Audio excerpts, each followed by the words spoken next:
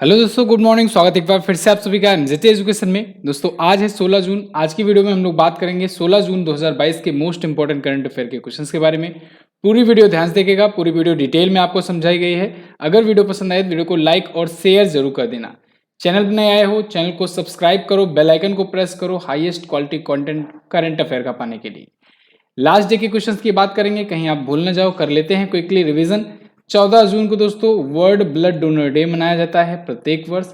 और अभी भारत का दूसरा सबसे बड़ा तेल सप्लायर, ऑयल सप्लायर बन गया है रसिया। रसिया ने सऊदी अरेबिया को पीछे छोड़ दिया है। पहले पर सबसे बड़ा सप्लायर है इराक।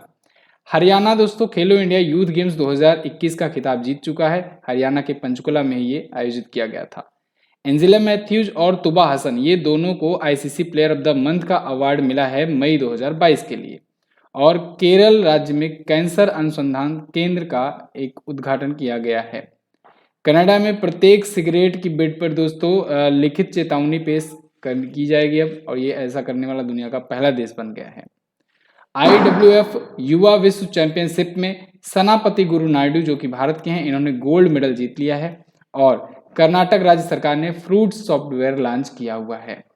अभी हाल ही में जारी राष्ट्रीय e governance service delivery assessment report में जम्मू कश्मीर टॉप पर रहा है। और वहीं बेंगलुरु में भारत का पहला केंद्रीयकृत एसी रेलवे टर्मिनल शुरू किया गया है। तो ये तो टॉप 10 क्वेश्चंस थे कल की वीडियो से, आपने किया क्विकली रिवीजन। अब बात करेंगे हम लोग आज के दिन की वीडियो की। लेकिन आप लोग वीडियो को शेयर नहीं कर रहे हो आजकल। वीडियो को शेयर जरूर कर दिया करो, शेयर और लाइक जरूर कर दिया करो वीडियो, ठीक है। इससे हमारा मोटिवेशन बढ़ता है। और अब नए नए टीचर्स आ रहे हैं, तो कल या परसों से आपको बहुत सारी क्लासेस देखने को मिलने वाली हैं। तो कल से ही आना शुरू हो गई हैं वीडियोज़ हालांकि, लेकिन कल और परसों से प्रॉपरली आपको कई सारी क्लासेस कई सारे सब्जेक्ट की मिलनी शुरू हो जाएंगी। तो वीडियो को लाइक शेयर किया करो, साथ ही साथ चैनल को सब्सक्राइब भी करके रखो। चलिए देखते हैं पहला क्वेश्चन। पहला क्वेश्चन है, हाल ही में ग्लोबल विंड डे कब मनाया गया?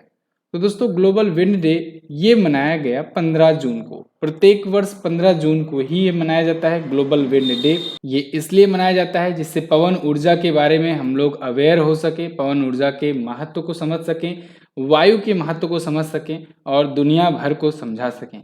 इसके लिए ये मनाया जाता है। पहली बार 2007 में मनाया गया था यूरोपियन पवन ऊर्जा संघ के द्वारा, ठीक है, यूरोपियन विंड एनर्जी एसोसिएशन के द्वारा।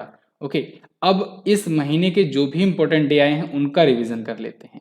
जैसे अभी 1 जून को दोस्तों दुग्ध दिवस मनाया गया था, विश्व दुग्ध दिवस, ठीक है, यहाँ पर विश्व दुग्ध दिवस कर लीजिएगा, वर्ल्ड मिल्क डे। 2 जून को तेलंगाना राज्य स्थापना दिवस मनाया गया। 3 जून को विश्व साइकिल दिवस। 5 जून को विश्व पर्यावरण दिवस। 6 जून को संयुक्त राष्ट्र रूसी लैंग्वेज भाषा दिवस यानी कि रशियन लैंग्वेज डे। 7 जून को विश्व खाद्य सुरक्षा दिवस। 8 जून को विश्व महासागर दिवस। और 12 जून को विश्व बाल श्रम के खिलाफ दिवस। और अभी 14 जून को क्या मनाया गया? 14 जून को world blood donor day, blood donor day, ठीक है ना। चलिए, तो ये सभी चीजें हैं, आप याद रखेंगे। इधर से आप थीम भी याद रखिएगा, थीम भी जो छोटी छोटी है वो इम्पोर्टेंट है। अगला, हाल ही में कहां पर पहली बार भारत यूरोपीय संघ सुरक्षा और रक्षा परामर्श आयोजित किया गया? तो पहली बार दोस्तों ब्रुसेल्स बेल्जियम में आयोजित हुआ भारत यूरोपीय संघ सुरक्षा और रक्षा परामर्श। यहाँ पर आप आर्टिकल भी देख पाएंगे। First इवर India European union security and defence consultation आयोजित हुआ अभी ब्रुसेल्स बेल्जियम में। और ये पहली बार था। इसकी सह अध्यक्षता संयुक्त सचिव सोमनाथ घोष जी ने की, और भारत के विदेश मंत्रालय के जो सचिव हैं संदीप चक्रवर्ती जी, इन्होंने भी की है। इस वार्ता में दोस्तों यूरोप, इंडो पैसिफिक और भारत के जो पड़ोस में विकसित हो रही जो सिक्योरिटी चीजें हैं उन पर बातचीत चली, और भी सिक्योरिटी को लेकर के कई सारी बातें चली। यहाँ पर समुद्री सुरक्षा वार्ता दूसरी बार दोस्तों 2022 में आयोजित हुई थी। एक ये समुद्री सुरक्षा वार्ता थी, ये वाली समुद्री सुरक्षा वार्ता नहीं है, इसको कंपेयर मत करना, इससे रिलेटेड मैं पॉइंट बता रहा हूँ। और भारत और यूपीए संघ के बीच में एक बार नौसैनिक अभ्यास भी अभी हो चुका है, जून 2021 में हुआ था पहली बार, तो ये भी आप याद रखेंगे, ठीक है। चलिए अगला, हाल ही में किस बैंक ने डिजिटल नवीनीकरण योजना शुरू की? तो डिजिटल नवीनीकरण योजना दोस्तों शुरू की है अभी हाल ही में इंडियन बैंक ने। यहाँ पर आप आर्टिकल देख पाएंगे, Indian bank launch digital renewal scheme for KCC holder. ये केसीसी होल्डर्स के लिए है, यानी किसान क्रेडिट कार्ड होल्डर्स के लिए है। ये उनको उनका एक प्रकार से डिजिटल रिन्यूअल है ये।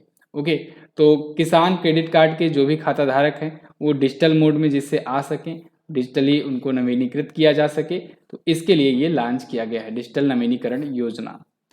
इंडियन बैंक ने इसे लॉन्च किया है। इंडियन बैंक के बारे में बात करेंगे तो 1907 में इसकी स्थापना हुई थी। अभी जब 1 अप्रैल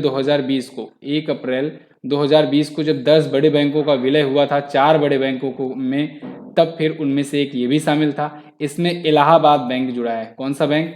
इलाहाबाद बैंक। याद रखना है, इंपॉर्टेंट है। इलाहाबाद बैंक अब इंडियन बैंक का हिस्सा है। चेन्नई में इसका हेडक्वार्टर है। सीईओ और एमडी हैं शांतिलाल जैन जी। अगला, पूरे भारत में सभी एटीएम से नगद निकासी शुरू करने वाला पहला आरबीआई लाइसेंस प्राप्त पीपीआई कौन बना? तो वो बन गया है ओमनी कार्ड। ओमनी कार्ड आप देख रहे होंगे कि आज पिछले कुछ दिनों से काफ़ी ज़्यादा चर्चे में है ओमनी कार्ड। ओमनी कार्ड दोस्तों, इसने अभी हाल ही में घोषणा करी है कि ये आरबीआई से मान्यता प्राप्त एक ऐसा कार्ड बन गया है जो किसी भी एटीएम में, इंडिया के किसी भी एटीएम से रुपए के माध्यम से पैसे निकाल जा सकता है, जिसके माध्यम से। तो ये ओमनी कार्ड है। ओमनी कार्ड देख लीजिए, यहाँ पर कुछ इस प्रकार से होगा, डेबिट कार्ड के ही रूप में होगा ये भी। और ओमनी मतलब आप समझ रहे हो, केवल एक कार्ड की ज़रूरत है, ज़्यादा कार्ड की ज़रूरत नहीं है। तो आरबीआई से इसको लाइसेंस भी मिल गया है। प्रीपेड पेमेंट इंस्ट्रूमेंट है एक। ओके, तो किसी भी एटीएम से देश भर के ये पैसे निकालने में आपकी मदद करेगा। इसको एरोड टेक्नोलॉजीज ने बनाया हुआ है, जो कि नोएडा बेस्ड एक कंपनी है, और इसके को फाउंडर और सीईओ हैं संजीव पांडे। अगला, हाल ही में भारत सरकार ने कितने वर्षों के कार्यकाल वाली अग्निपथ सेना भर्ती योजना शुरू किया? अग्निपथ सेना भर्ती योजना ये 4 सालों के कार्यकाल वाली एक रक्षा में दोस्तों, एक डिफेंस में एक अनोखी योजना है। और हालांकि सरकार ने इसको अनाउंस तो किया, लेकिन अभी इस टाइम पर विरोध भी काफ़ी ज़्यादा हो रहा है इसको लेकर के। अभी कल ही इस चैनल पर वीडियो आई हुई है, आप लोग जाकर के डिटेल में जाकर देख सकते हैं कि अग्निपथ स्कीम है क्या, एक्चुअली में क्या क्या फ़ायदे होंगे, क्या क्या बेनिफिट्स इसके होंगे। साथ ही साथ आपको ये भी उसमें पता लग जाएगा कि इससे क्या क्या नुकसान भी हो सकते हैं, मतलब ड्रॉबैक भी क्या क्या हो सकते हैं, जिसको लेकर के विरोध हो रहा है। और हो सकता है आज दिन में इसके विरोध को लेकर के मैं एक वीडियो आप लोग के लिए लाऊं कि क्यों इस पर इतना विरोध हो रहा है। फिलहाल स्कीम क्या है, कुछ मोटे मोटे पॉइंट हम लोग समझ लेते हैं। देखिए, भारत सरकार ने कहा है कि रक्षा सैनिकों के लिए 4 साल के लिए एक कॉन्ट्रैक्ट बेसिस पर एक सैन्य भर्ती योजना शुरू की जाएगी। तो अग्निपथ स्कीम के तहत ये शुरू किया जाएगा, यानी ये योजना का नाम अग्निपथ स्कीम है, अग्निपथ योजना है। लेकिन जो सैनिक इसमें भर्ती होंगे उन्हें अग्निवीर कहा जाएगा। अब अग्निवीर को मिलने वाली कुछ मूलभूत सुविधाएं जान लो। तो इनको दोस्तों 30,000 रुपये से 40,000 रुपये प्रति माह पे किया जाएगा सैलरी के रूप में। और आगे चल करके जब ये रिटायर होंगे 4 साल बाद, तो 11 लाख रुपए दिए जाएंगे प्लस एक सर्टिफिकेट दिया जाएगा। अब ये 11 लाख रुपए जो दिए जाएंगे, तो इनका वो कहीं पर भी वो इन्वेस्टमेंट करके अपना आगे का व्यापार कर सकता है। साथ ही साथ जो सर्टिफिकेट मिलेगा, इस सर्टिफिकेट की मदद से वो कहीं भी किसी भी बैंक में इंस्टेंट लोन प्राप्त कर सकता है अपने आगे के कारोबार के लिए। दूसरी बात ये कि देखिए, 17 से 21 वर्ष की इनकी आयु होनी चाहिए। 17 से 21 वर्ष की उम्र के जो भी लड़के होंगे वही इसमें भर्ती किए जा सकते हैं। लड़के और लड़कियां दोनों को, महिलाओं को भी इसमें शामिल किया जाएगा। लगभग 45,000 लोगों की अभी भर्ती जुलाई 2022 तक करी जाएगी, ठीक है, 90 दिनों के अंदर। इसमें इन्होंने ये भी बताया हुआ है कि अब इसके बाद इसमें छंटनी भी की जाएगी। 80% को बाहर निकाल दिया जाएगा, लेकिन 20% को देखा जाएगा, अगर परफॉर्मेंस उनकी अच्छी है तो उनको सेना में लाइफ टाइम के लिए भी शामिल कर लिया जाएगा। तो ये है अग्निपथ स्कीम।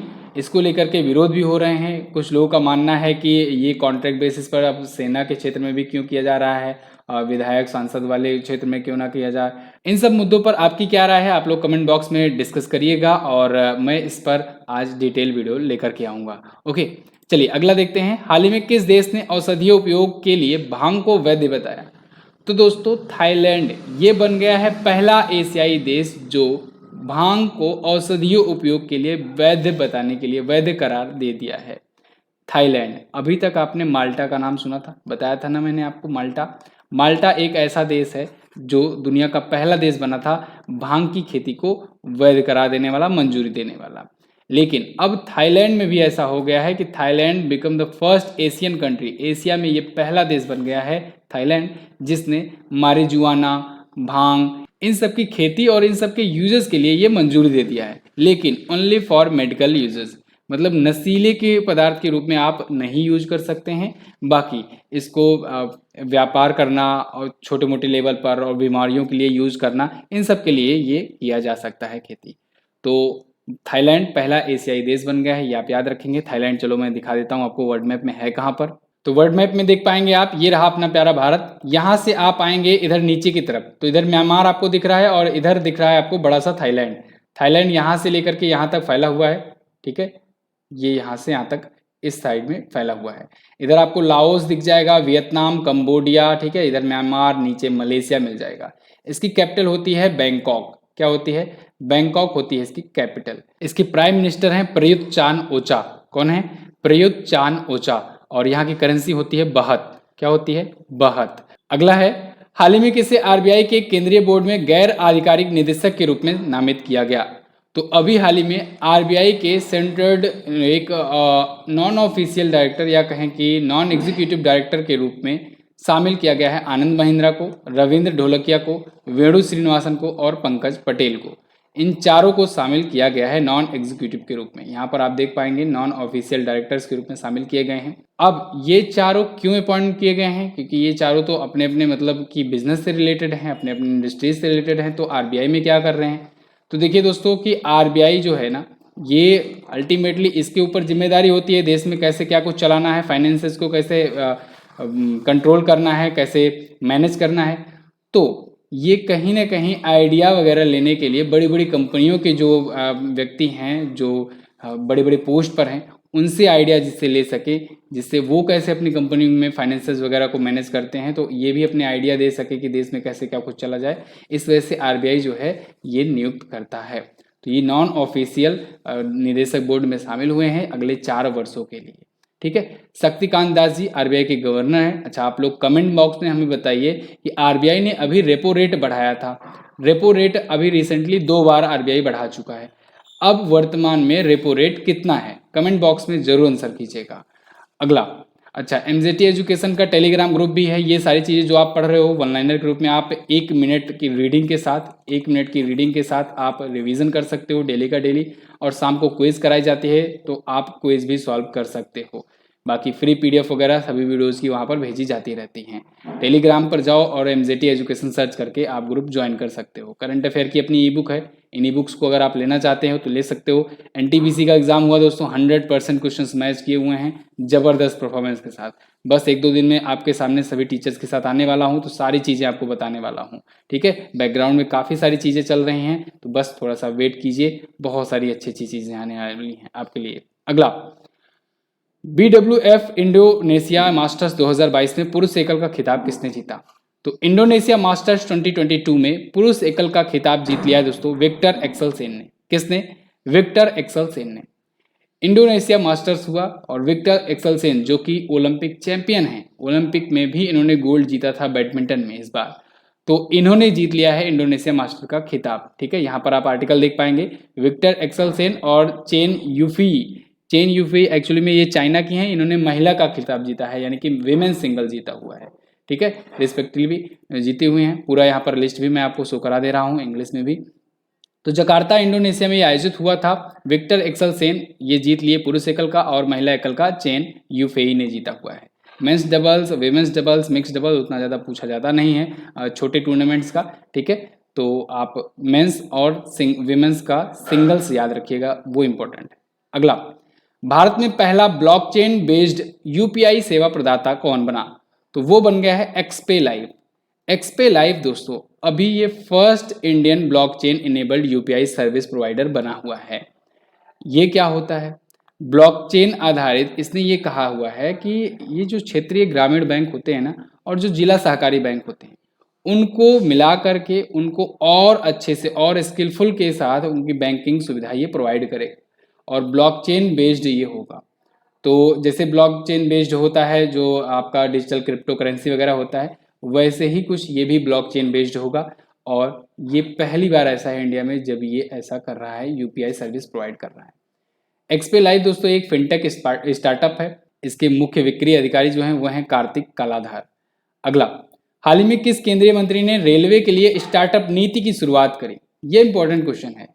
अभी हाल ही में रेलवे मंत्री अश्विनी वैष्णव जी ने दोस्तों नई स्टार्टअप नीति की शुरुआत करी हुई है रेलवे के लिए। अब रेलवे में स्टार्टअप्स को प्रमोट करने के लिए या कहें कि स्टार्टअप को अट्रैक्ट करने के लिए ये योजना लाई गई है कि अगर आप लोग चाहो तो आप लोग ऐसा कोई स्टार्टअप शुरू कर सकते हो जो रेलवे की मदद कर सके, रेलवे की हेल्प कर सके। ठीक है, तो इसके लिए इन्होंने प्रॉपरली एक स्कीम लाई हुई है और इसमें ये भी कहा हुआ है कि हम मदद भी करेंगे। आपका 50% शुरुआत में अगर आप चाहते हो कि इन्वेस्टमेंट, तो आपको इन्वेस्टमेंट भी दिया जाएगा, बशर्ते आप लोग अपना आकर के डेमो दो, अपना बताओ, पूरा मॉडल समझाओ कि कैसा क्या आप हेल्प कर सकते हो। तो इसमें क्या क्या सुविधाएं चाहिए इनको, रेल फ्रैक्चर्स या दो ट्रेनों के बीच में टाइम में कमी और अन्य जो यात्री संबंधी जो मुद्दे होते हैं उनको, कोई भी समस्या होती है जो रेलवे की, उनको कैसे आप सुलझा सकते हो अपने स्टार्टअप के माध्यम से। अगर आपके मन में कोई आइडिया है, अगर आप उसको एग्जीक्यूट कर सकते हो तो फिर आप यहाँ पर संपर्क कर सकते हो और इनोवेशंस के लिए 1.5 करोड़ रुपए तक का अनुदान भी दिया जाएगा। शुरुआत में 50% तक की पूंजी भी लगाई जाएगी। ठीक है, तो ये रेलवे में स्टार्टअप के लिए नई नीति आई हुई है, अश्विनी वैष्णव जी ने इसकी घोषणा करी हुई है। भारतीय रेलवे बोर्ड के नए अध्यक्ष हैं विनय कुमार त्रिपाठी जी। क्लियर, ये तो थे दोस्तों आज के दिन के टॉप 10 करंट अफेयर के क्वेश्चन। कैसी लगी वीडियो, इन्फॉर्मेटिव लगी है कि नहीं, कमेंट बॉक्स में हमें ज़रूर बताइएगा और वीडियो को लाइक करके जरूर जाइएगा, बिना लाइक किए मत जाइएगा, एक शेयर भी कर देना। आप लोग के लिए इतनी मेहनत से डिटेल कंटेंट लाया जाता है तो आप लोग लाइक और शेयर जरूर कर दिया करो वीडियो। और लास्ट डे के क्वेश्चन की बात करेंगे हम लोग। आर प्रज्ञानंदन भारत के ये 52वें ग्रैंड मास्टर बने थे और अभी गोवा में राष्ट्रीय सीमा शुल्क और जीएसटी संग्रहालय का उद्घाटन किया गया, इसका नाम रखा गया है धरोहर। क्लियर है। क्वेश्चन ऑफ द डे, आज आपके लिए क्या क्वेश्चन है, आज आपको बताना है दुनिया का सबसे बड़ा तेल उपभोक्ता देश कौन सा है, सबसे ज़्यादा तेल, सबसे ज़्यादा ऑयल कंज्यूम कहाँ पर होता है। इसके बाद आपको बताना है एयरपोर्ट जैसी सुविधाओं वाला देश का पहला station Rani Kamlapati station, Kamlapati railway station किस राज्य में स्थित है। ये दोनों क्वेश्चंस के बारे में आपको जो पता हो डिटेल में जरूर आंसर करना। वीडियो कैसी लगी है आप ये भी बता देना। क्विज वगैरह सब आपको यहाँ पर मिल जाएगी हमारे एप्लीकेशन पर, तो जाकर के क्विज भी आप सॉल्व कर लिया करो। क्विज सॉल्व करने से ना दिमाग में बैठ जाता है वो चीज़ें, क्योंकि आपका दिमाग खुद ऑप्शन देख करके रिकॉल करता है, तो आप क्विज जरूर सॉल्व कर लिया करो। ओके, चलिए बहुत बहुत धन्यवाद वीडियो को एंड तक देखने के लिए। मिलेंगे अगली वीडियो में, तब तक के लिए नमस्कार, जय हिंद, वंदे मातरम।